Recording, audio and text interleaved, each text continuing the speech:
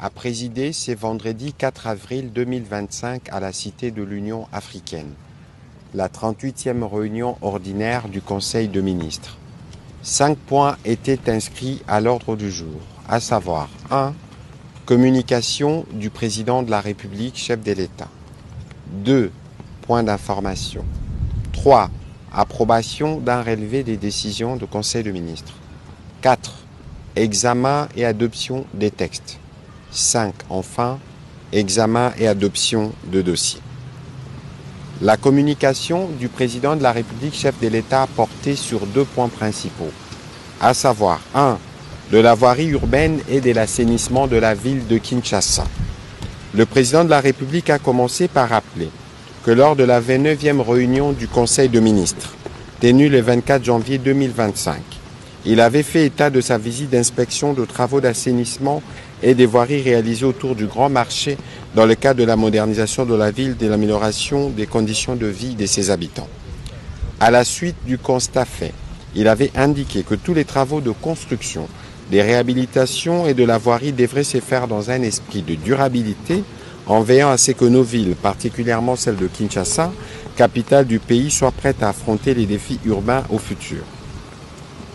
À l'occasion, le ministre d'État, ministre des Infrastructures, celui des Finances, ainsi que le gouverneur de la ville ont été engagés à s'appliquer activement dans la finalisation, dans les délais et les suivis permanents de tous les travaux dans une collaboration étroite, afin de garantir le bon déroulement de projets d'infrastructure tout en assurant une gestion rigoureuse des ressources y allouées. En dépit des efforts déployés, les défis à relever pour la ville de Kinshasa sont énormes face à la dégradation de sa voirie et de son système d'assainissement. Cette situation entrave gravement la circulation des habitants et impacte leur qualité de vie. Pour parer à cette situation continue, il est impératif que le gouvernement central et celui provincial agissent rapidement en prenant de mesures afin de permettre à la population quinoise de vivre dans un environnement sain et accessible. Ainsi, le président de la République a invité Madame la Première ministre à mettre en place une commission ad hoc qui devrait être composée des membres de son cabinet, des différents ministres concernés, ainsi que du gouverneur de la ville afin d'évaluer de manière exhaustive l'état de la voirie et de l'assainissement.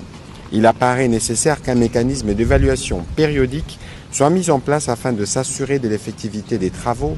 L'objectif de cette commission sera de formuler des recommandations concrètes et de proposer des mesures d'urgence pour remédier à cette situation déplorable.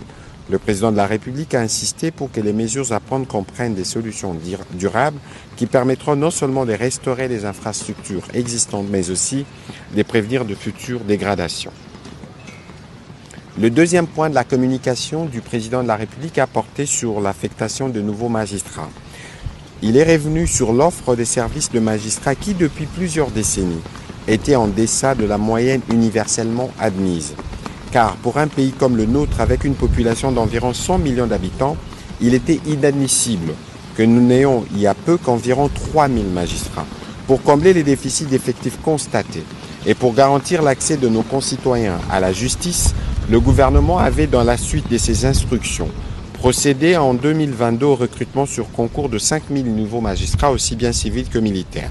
Dans le cadre de cette importante initiative, un premier lot de 2500 magistrats a été nommé affecté en 2023 et par ses récentes ordonnances du 28 mars 2025, le président de la République venait de nommer le second lot de 2500, consolidant ainsi les efforts entrepris pour renforcer notre appareil judiciaire. Cette démarche, a-t-il précisé, témoin de notre volonté inébranlable d'améliorer significativement la distribution et l'administration de la justice sur l'ensemble du territoire national. Dès lors, il a engagé la Première ministre, le président du Conseil supérieur de la magistrature, le ministre d'État, ministre de la Justice et garde des Sceaux, les ministres du Budget ainsi que le ministre des Finances à se pencher sur la mise en œuvre rapide et efficace des nouvelles nominations pour permettre de combler l'absence des magistrats encore remarquée dans certains ressorts, de fluidifier les traitements des affaires judiciaires et d'assurer un fonctionnement optimal des juridictions à travers le pays.